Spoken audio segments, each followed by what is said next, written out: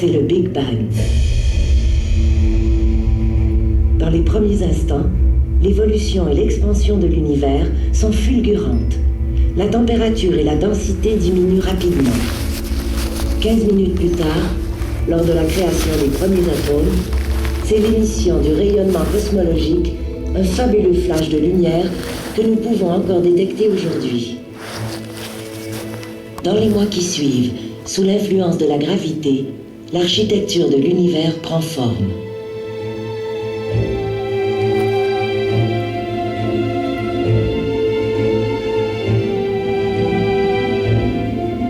Nous assistons à la naissance des premières galaxies qui se condensent à partir du gaz primordial.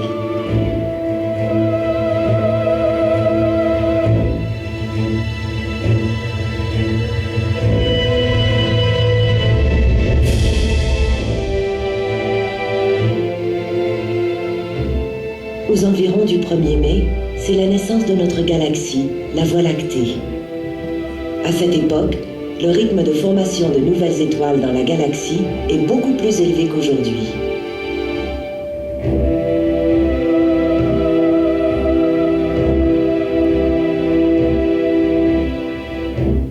C'est seulement le 9 septembre, soit 10 milliards d'années après le Big Bang, que nous sommes témoins de la formation de notre système solaire dans une nébuleuse interstellaire. Dans le disque de poussière qui entoure notre jeune étoile, les planètes se constituent lentement par l'agglomération de millions de petits fragments. Le 14 septembre, les planètes prennent la forme que nous leur connaissons aujourd'hui et sont le théâtre d'une intense activité géologique. C'est peut-être à cette époque que se produit sur Mars le gigantesque effondrement qui donne naissance au plus grand canyon du système solaire, Valles Marineris. Aujourd'hui, cette cicatrice planétaire est aussi large que l'Amérique et 4 fois plus profonde que le Grand Canyon. Pendant ce temps sur la Terre, des centaines de volcans en éruption crachent les gaz qui vont former l'atmosphère. Les océans se forment et sont le lieu d'une importante activité chimique. Le 25 septembre, la vie apparaît sur Terre sous la forme d'organismes ne comportant qu'une seule cellule. Pendant plus de 3 milliards d'années, la vie unicellulaire sera la seule forme de vie sur Terre. Il faut attendre jusqu'au 14 décembre pour voir arriver les premiers organismes multicellulaires, des êtres à corps mou. Le 17 décembre, c'est la mystérieuse explosion du Cambrien. Pendant cette période, la vie va se diversifier à un rythme effréné. Le 19 décembre, les poissons et les vertébrés envahissent les océans. Le lendemain, les plantes recouvrent la terre ferme.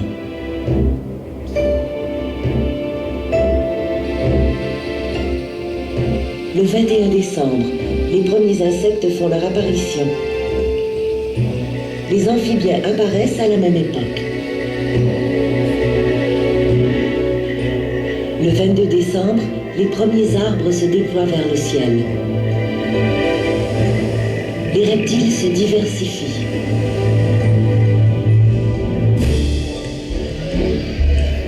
Le 25 décembre, les dinosaures font leur entrée en scène. Ils vont dominer la Terre pendant plus de 200 millions d'années. Le lendemain, quelques dizaines de millions d'années plus tard, nos ancêtres les mammifères font leur apparition. Le 27 décembre, c'est le tour des oiseaux. Et le 28, celui des fleurs.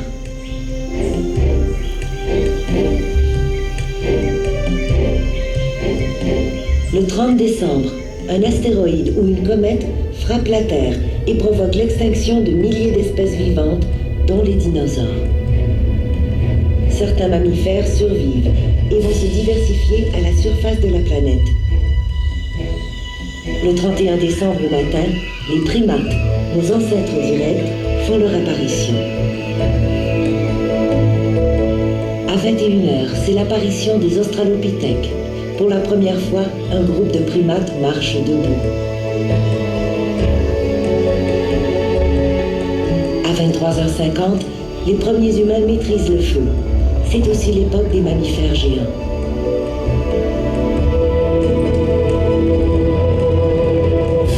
Il y a environ 150 000 ans, à 23h54, apparaît Homo sapiens, l'être humain moderne. L'histoire entière de l'humanité se déroulera dans les 4 dernières minutes de notre calendrier. À 23h59 et 30 secondes, nous inventons l'agriculture. À 23h59 et 50 secondes, l'écriture. À 23h59 et 59 secondes, c'est l'époque de la Renaissance, il y a 400 ans.